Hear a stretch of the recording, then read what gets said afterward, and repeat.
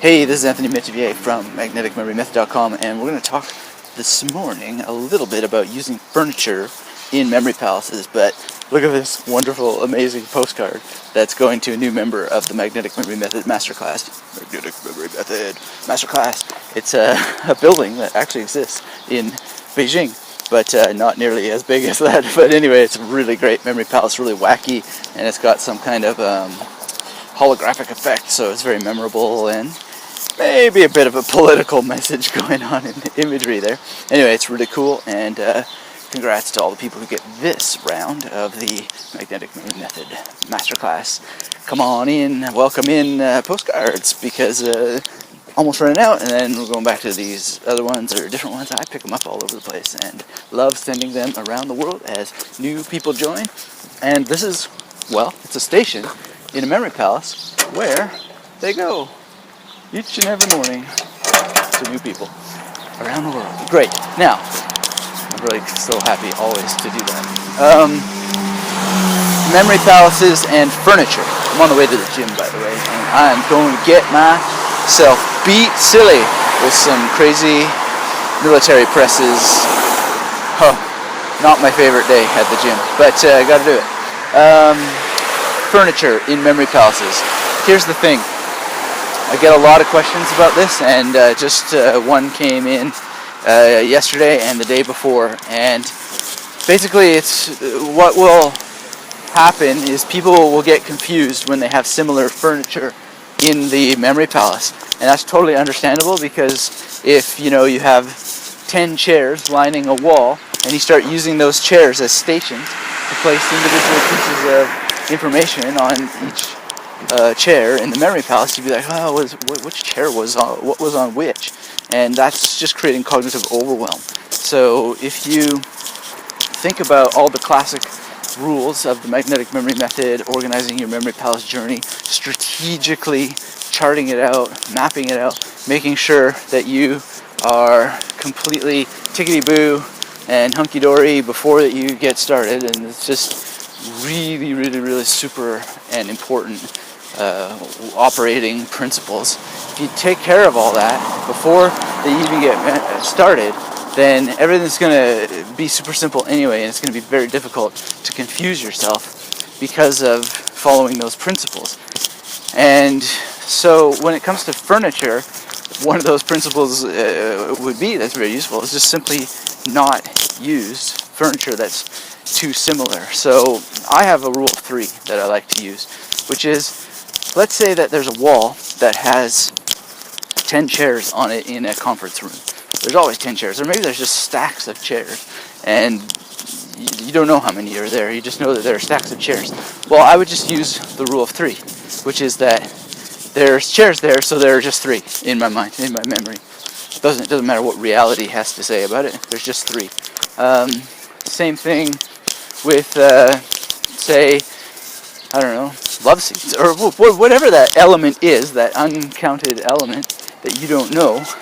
Just make up a number for it and try and keep that number relatively small and manageable at the beginning stages. Now, I used to use 10 a lot as my default number, but the problem with 10 is that it is a lot to deal with. So, you'd be thinking, okay, chair 1, 2, 3, 4, 5, 6, 7, 8, 9, 10. You can conceive of 10, but with a rapid flash glance of your mental eye, can you really see it? Can you really navigate it easily?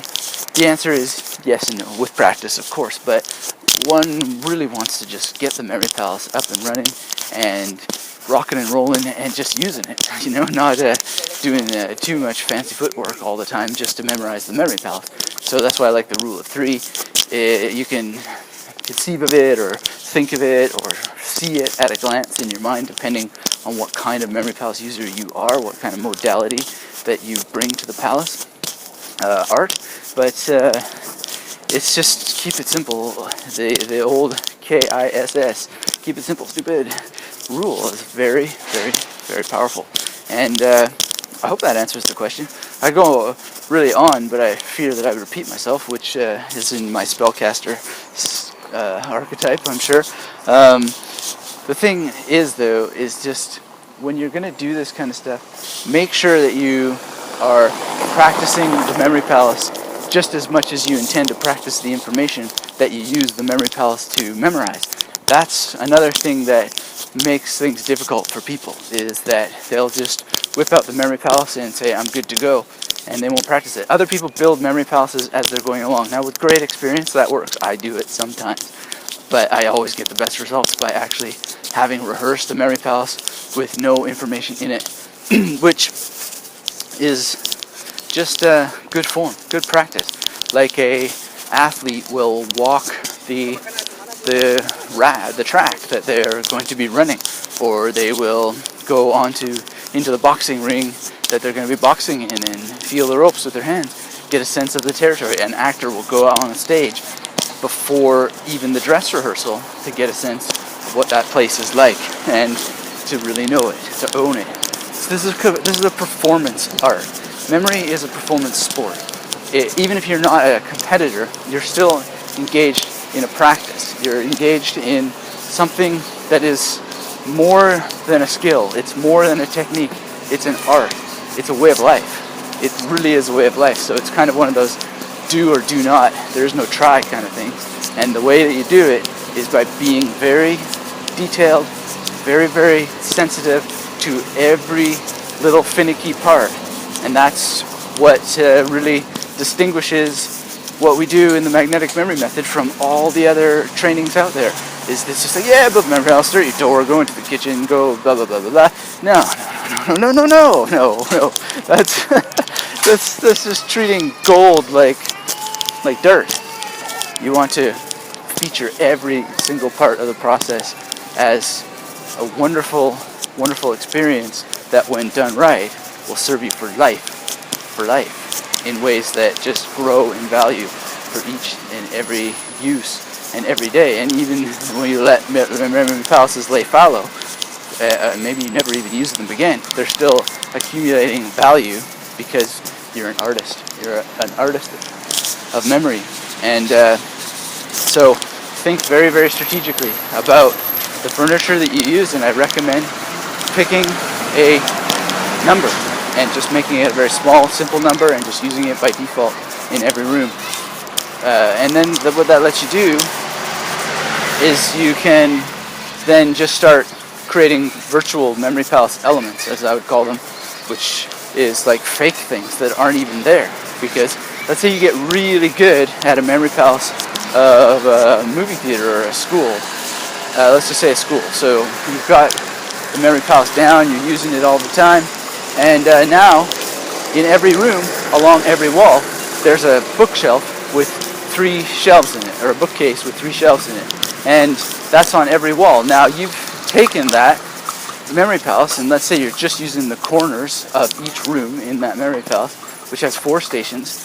Now you've gotten really good at these memory palace elements, virtual memory palace elements, and so you're adding 3, 6, 9, 12 new stations, which gives you 16 stations per room in this memory palace, 12 of which are just complete fantasy, but they're really, really manageable because they're just 3 new stations per wall.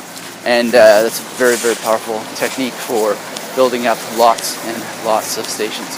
So, and because it's just 1 bookcase per wall, you don't have to think, well, how many bookcases were there per wall? Because you're always using the rule of 3, then you know that there are only 3.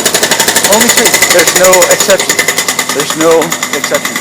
And you don't have to think. So you reduce cognitive overwhelm. You're always pushing the limits of what you can conceive when you're using memory palaces, but you're growing, getting stronger, and then you need to add challenges later, which is to maybe have a new number like 5 or whatever. But I think the more important thing is just to keep going, keep exploring, keep experimenting, and try to find ways to not get hung up on the details. If you feel that you're getting hung up on a detail, then there are 2 solutions. So the first is just to go and try it and see what happens, and try it more than once, and don't just make decisions on, be like, oh, well, it didn't work, right? You've got to try things multiple times before you rule them out and split test them. So if you try a technique in one memory palace and it doesn't work, well, it might not be the technique, it might be the memory palace. So try it in a couple memory palaces and see what happens. and try it with different kinds of information to see what happens, but never just rule out that something doesn't work, you know? It may be just a perfect technique that you just need to explore in different ways and in different contexts with different kinds of information. Simple as that. Alright, so thank you very, very much for watching. I hope this helps those of you who asked this question. And if you haven't asked this question, I hope it gives you the basis for something to think about, because it certainly is a powerful mental exercise just to think about virtual memory palace elements and start thinking about how that you could use them, and then give it a try. It's really great for your brain. Really puts you in motion. It's just fantastic. It's like I'm walking right now in motion, enjoying exercise, feeling great. Same thing with your mind when you use memory techniques.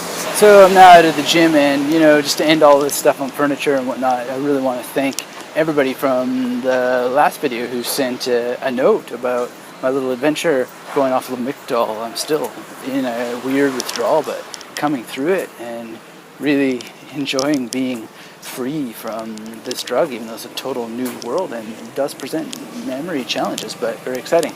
So just thank you for that. I mean, someone sent me his personal phone number and just lots and dozens of emails of encouragement, and it's just amazing. So thank you for that. And get busy just experimenting with memory palaces and with the elements inside of them. You're going to have a lot of fun, and it's just an incredible practice. I don't know if that text is going to hit me or not. Woo! Close. Well, anyway, get in there, get magnetic, and memorize some stuff that really will make a difference to your life.